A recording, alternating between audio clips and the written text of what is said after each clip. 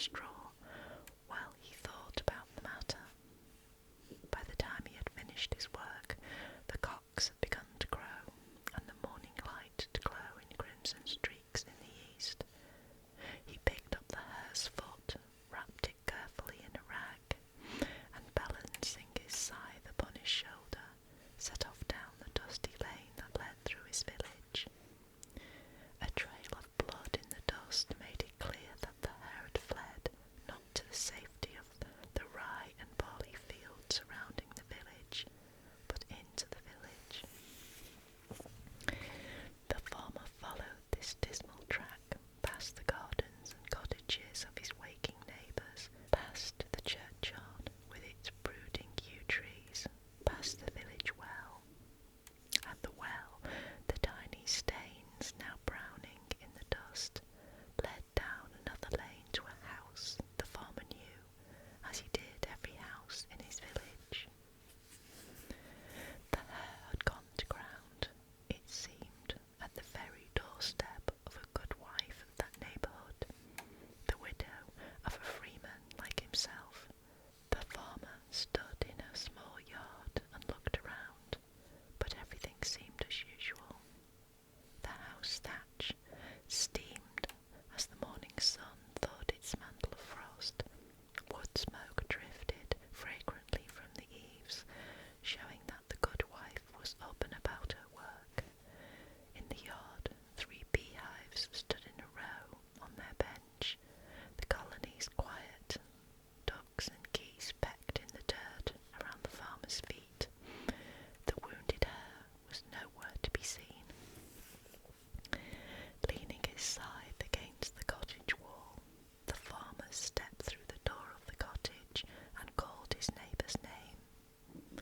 There was no answer, but as far as he could see in the dim light, all was in order. Everywhere were the signs of the thrifty housewife, in the sweet-smelling bunches of herbs drying on the wall, in the massive hams hanging from the ridgepole to cure in the wood smoke, in neatly stacked sacks of grain, in baskets of corded wool, in dye-staff and spindle, in the butter churn and cheese moulds. The little cottage was much like his own. The housewife herself he saw last, after his eyes grew accustomed to the shadows. She was crouched in a far corner, her back to him. She gave forth a stream of whimpering mumbles, horrible to hear. "Good wife," began the farmer gently. The woman swung around to confront him. Her face was ashen, and her bosom she clutched a scarlet bundle. She bared her teeth, gibbering at the farmer, and stretched the arm that held the bundle towards him. The bandages fell away to reveal the bloody stump of the woman's right arm.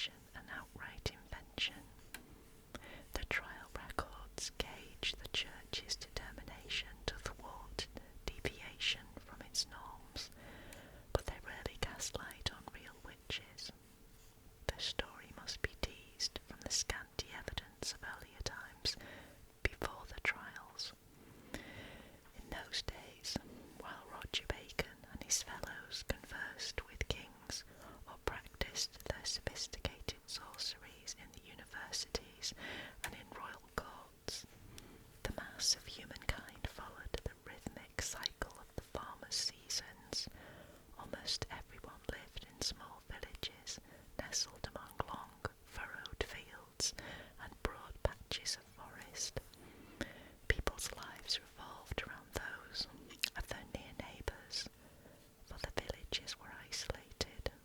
One might be 3 hours' walk from the next, or a day or 2 days, and the walk would lead along rutted tracks that turned into a quagmire as soon as rain began to fall. So people kept close to their own cottages and fields, their own village wells, their own millers' white-sailed mills, and their own blacksmiths' smoking forges. They measured out the year in the tasks of sustenance. In the spring they sowed beans, oats and barley, and tended the lambing and calving. In summer they sheared their sheep. In the autumn they harvested, planted more crops, and slaughtered the animals they could not feed through the cold season. They measured their days in similar fashion, in morning and evening milking and egg gathering, in the weeding of gardens and the threshing and winnowing of grains, in the churning of butter, the making of cheese, in the spinning and weaving of wool, in the getting and bearing of children. Theirs was a hard life and an uncertain one. In those centuries, famine and plague often stalked the land, and death on his pale horse was never very far away. Life hung by the slenderest of threads. The failure of a crop or the drying up of a cow could spell starvation. A wasting disease could turn a hale and hearty man into a trembling skeleton in a matter of weeks. No one could tell when disaster might strike, for concealed among the country people themselves were the black witches, the age-old enemies of healthy growth and life. Some were descendants of the hags and night riders of time immemorial, evil creatures whose powers apparently were inborn. Others were people who sold their souls to Satan in the manner of their more distinguished counterparts, the wizards, in exchange for magic power. They could wither crops or steal the goodness, what the English called the foison, from grain, command destructive winds and rains, steal milk or make it sour, or keep rich cream from being churned to butter. They could make men impotent and women miscarry by the power of a glance alone. They could cause crippling strokes. They were the enemies, and it was said, the devourers of children, who were the living proof of the continuity of life. The Black Witch's destructive activities were the same everywhere and in every era. The witches of medieval Europe practiced the same cold magic as those of classical Rome, and they worked by the same methods. It is no wonder that the sign to avert the witch's evil power was the ancient, potent, phallic gesture, the arm outstretched, the hand with its 2 inner fingers curled and its 2 outer ones stiffly extended.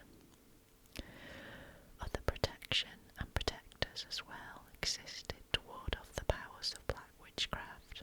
People could and did hedge themselves with rituals, spells and charms drawn from a body of magic lore and knowledge that had been preserved from generation to generation by good and careful people known variously as cunning folk, white witches, or fairy doctors.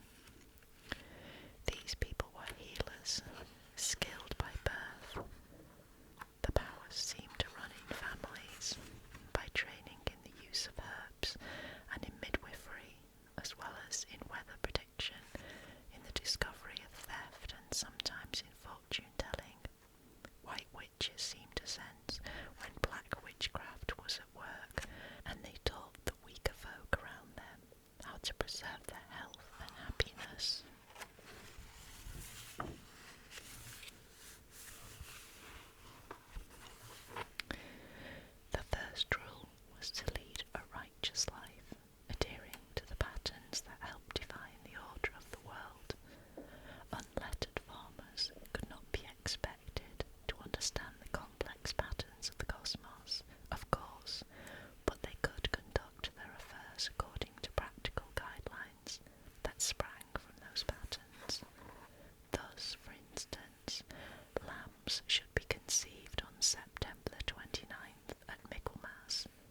feast of St. Michael, the Archangel. They should be born at Candlemas on February the 2nd, and they should be weaned on May the 1st, the feast of St. Philip and St. James. Beans and garlic should be sowed on the feast day of St. Edmund the King, November the 20th. It was unlucky to do any business on December 28th, the anniversary of the massacre of the Holy Innocents, and it was unwise to plough on Friday, that being the day of the crucifixion. Stones might be picked from the field then, but the earth could not be disturbed. All of these rules, and there were similar regulations for every activity, helped preserve the general order and thus buttress the world against agents of disorder. But also in common use were important protections against witchcraft. One was salt, a preservative of food and a source of health. Salt derived its power from its incorruptibility. It was placed in the cradles of newborn babies until they could be baptized. Farmers poured it into holes drilled in their ploughs, hoping to ensure fertile fields. Fishermen sprinkled it on their nets for safety at sea. Another protection was strong iron in the form of a horseshoe, symbol of that potent worker of iron, the smith. The horseshoe was hung horns up over doorways and on ships' masts. Still other weapons were 2 herbs that flowered at midsummer, vervain and St. John's wort, hung in houses or carried by travellers. Served, it was thought, as barriers against evil. Of spoken charms against evil there were many, and chief among them were protective spells, to be said when night fell. Good things of day retreated into sleep, and witches and other dangerous creatures walked freely abroad. Some of these charms, such as the well-known white paternoster, Matthew, Mark, Luke and John, bless the bed that I lie on, were indistinguishable from prayers. Other charms invoke the power of goodness to aid the charm sayer in more specifically aggressive ways. Among the many examples is a night spell intended to protect the beasts of the field. In order to make the spell, the farmer stood in his pasture and invoked Christ on the cross, adding, "Through the virtue of his might, let no thief enter in this night." These words were followed by a chilling curse made in the names of the Trinity on those who dared to tread where the farmer stood. Trespassers would be rooted to the spot, their lives mightless and their eyes sightless, enclosed about with dread and doubt. Such common spells and many more were stored in the memories of the cunning folk, for spoken charms, dim memories of the great words of the very first wizards, gave power to the rustic arts these good people practised. Healing, for instance, required an understanding of the use of herbs. The white witches could prescribe lemon balm for weak stomachs, periwinkle for treatment of the skin, betony as an aid against insomnia and a preventative of nightmare, lavender for cough, but with each herb went an age-old charm. Thus the power of creeping, cinquefoil, chosen for toothaches, was made effective by a homely charm recited for centuries that began, "St. Peter was sitting on a marble stone," and ended, "Whoever keeps these words for my sake shall never have the toothache."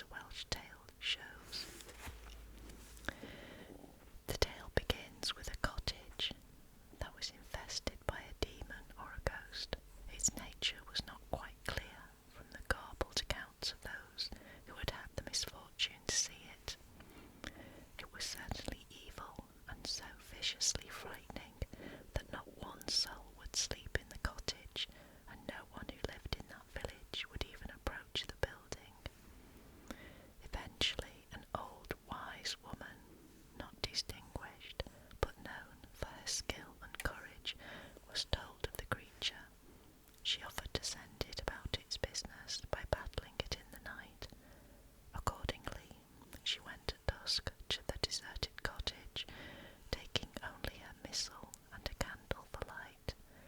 She locked herself in and sat down to read. The last of the daylight died.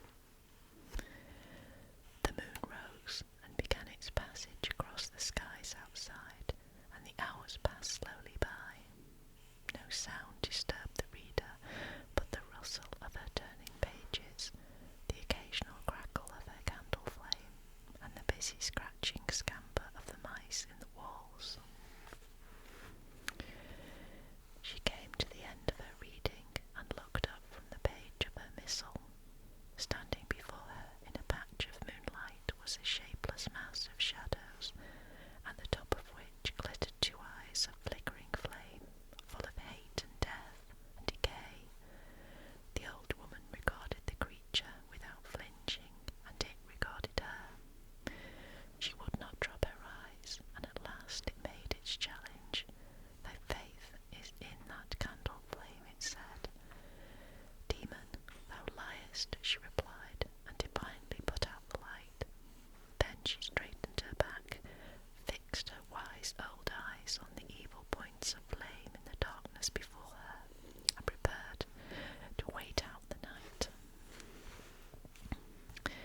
But the servant of evil, whatever it was, could not match her steadfast and faithful will. The flame points flickered and died, the shadows dissolved in the air, and the old woman was left alone in a dark but innocently empty chamber. In the morning she left the little building and went briskly about her chores. No spirit invaded that cottage again.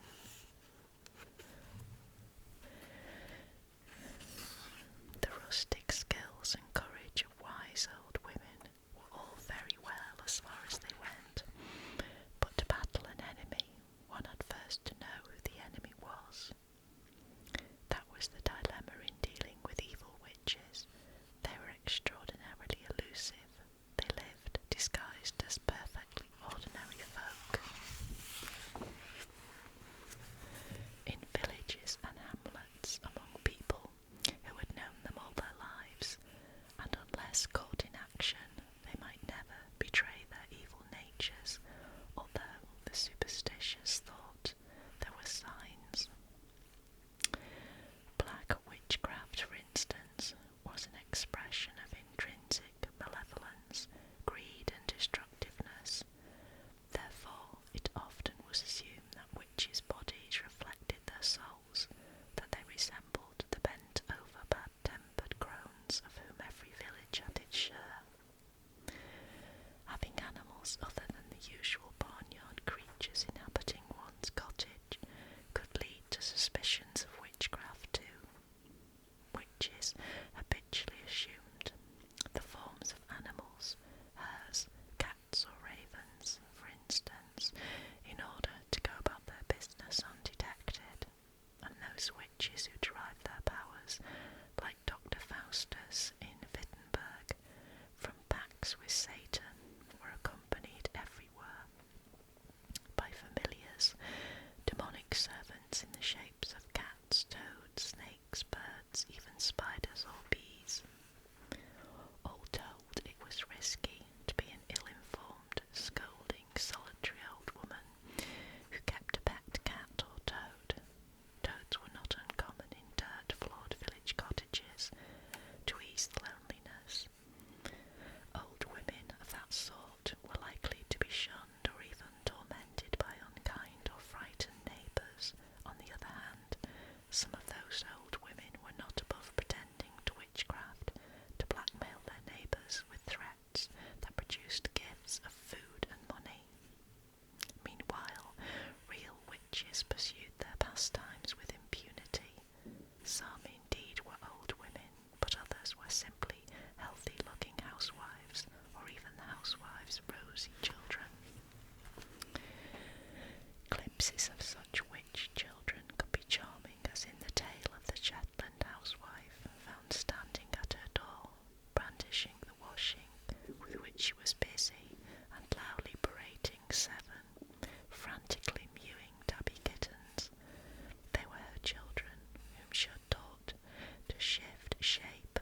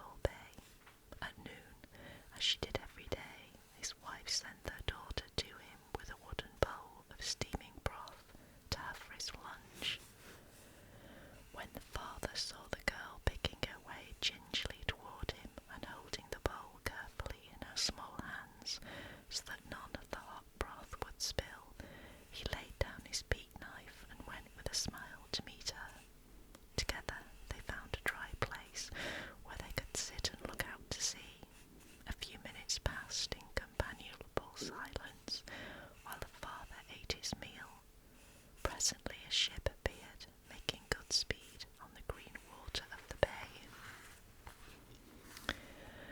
"Oh, where is she going?" cried the girl. The father squinted for a moment and replied, "To Killybegs, I'd say."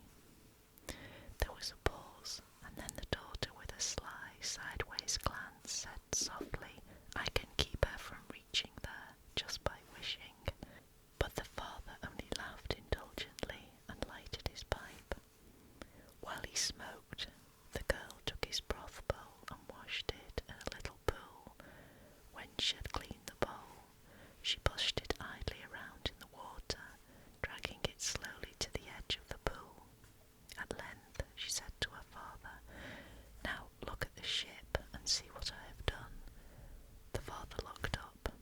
The ship, instead of beating towards Drummond Head, which hid the mouth of the river that led to Killybegs, was heading swiftly towards the jagged cliffs below them.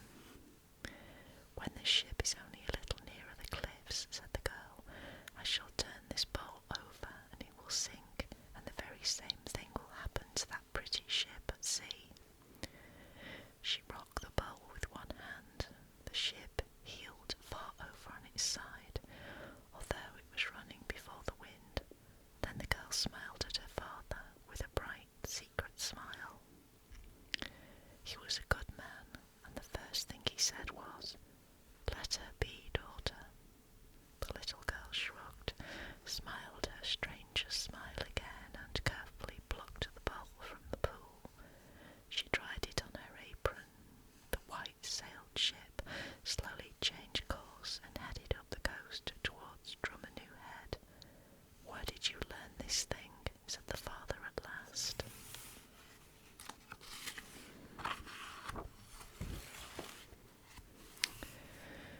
"Oh, my mother is teaching me her craft," answered his daughter.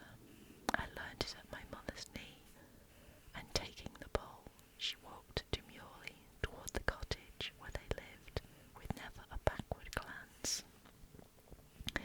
That is how a good man lost his happiness and his home, the wife he loved and trusted, and the little daughter who was the apple of his eye.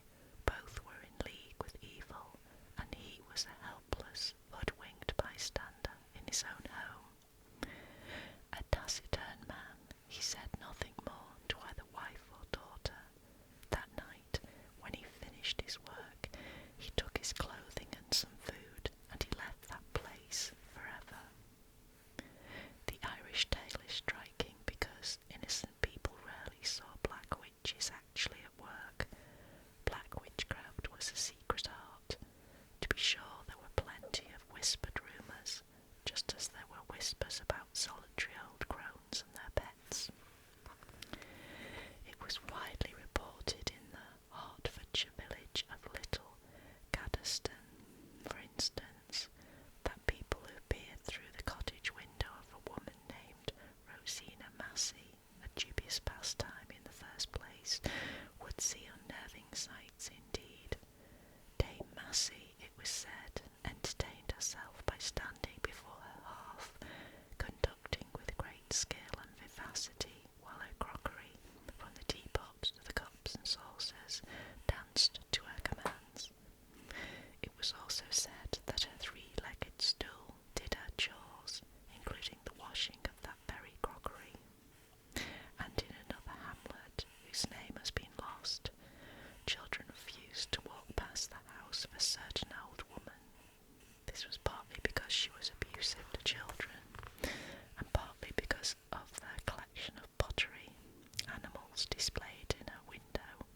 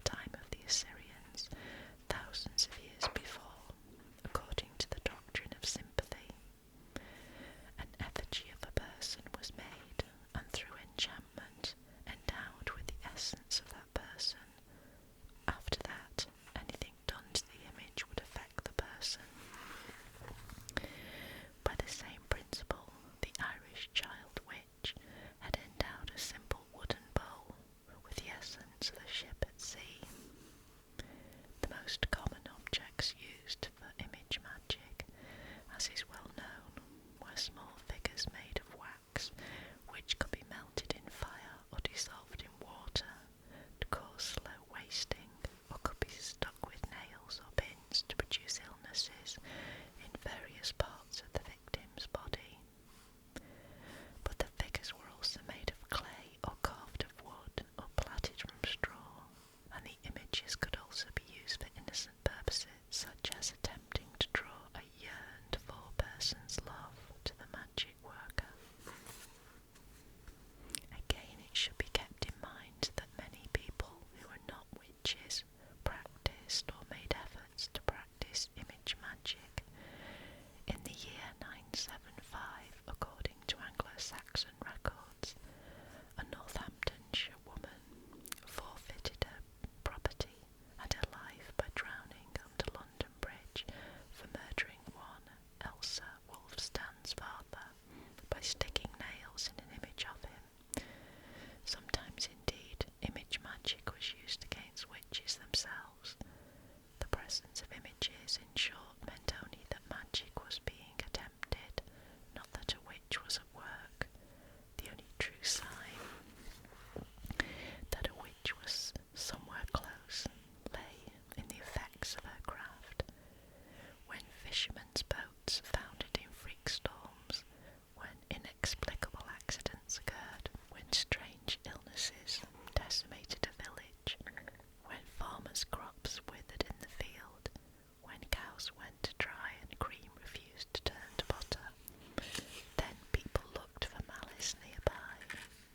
Often enough, by one means or another, people in small villages could trace the malice to its source. If the witch was a neighbour, or they could find a way to defeat it. If the witch was one of those who lived alone in the remote countryside or forest. Of all the malevolent effects of the witch's work, few were so extensively documented as her theft of milk and her disruption of butter making, and that is understandable. A good milk cow was worth more than almost anything else. A farmer owned, and the loss of its milk might mean the loss of his family's health. For the witch, the milk or butter she could charm to herself meant pleasure in malicious action, success.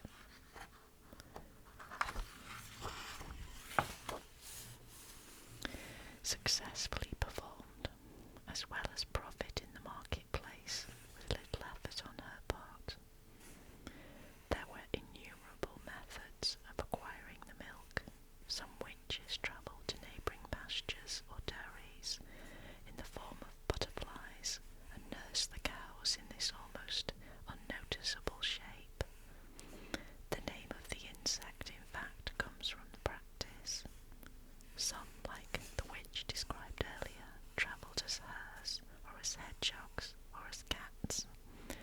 A forest-dwelling Scottish witch called Madame Widdicombe travelled as an elder tree. One night the tree was seen near a cow byre, reaching its long branches towards the animals.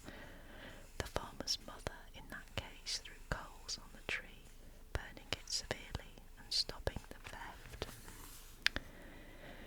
Even household chores were put to use. In Saxony, witches stuck an axe head into a post and pumped the handle, thereby drawing milk from the neighbours' cows. A witch in Yorkshire drew her supply appropriately enough from the legs of a milking stool. And another English witch, whose village is not recorded, had a capricious leather bag and a wicked sense of humour. The witch placed the bag under an enchantment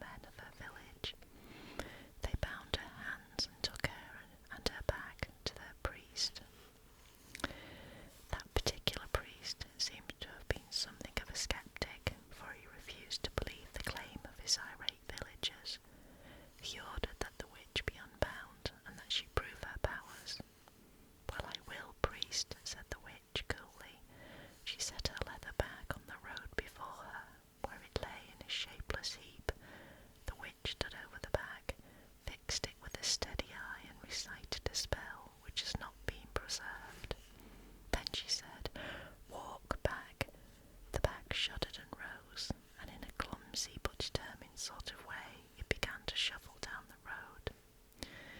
After it had gone 100 yards, the priest had seen enough. He signalled for the witch to halt the bag.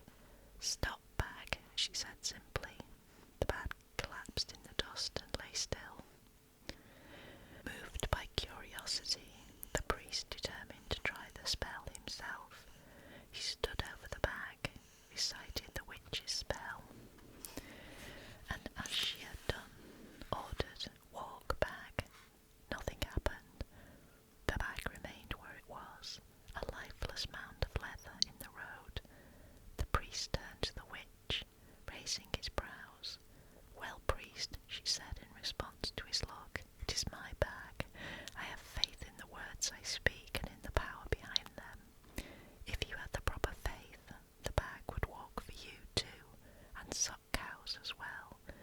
You must have faith," she added primly, "to move unmoving things," but she did not specify what power it was that commanded her faith. The priest rather lamely ordered the witch to stop believing and also to stop stealing milk. The former was unlikely, but the latter may well have occurred. Pragmatic villagers did sometimes come to terms with well-known witches, agreeing to supply milk or cream or fruit regularly in exchange for immunity. No one cared to risk an angered witch's wrath. Besides the danger it embodied, the fact of witchcraft was terrifying in itself. Evil witches had the power to alter the order of nature. This they did not because of scholarly curiosity, in the manner of Bacon, but for reasons of greed or perhaps out of a motiveless malignancy. The greed and malice, in fact, were the source of the power of the Black Witch's famed evil eye. Just by looking at an object, a newborn infant for instance, a witch could harm or kill it, and the harm came from the strength of her will. If one looked into the eyes of an evil witch, it was said one saw only flat blankness.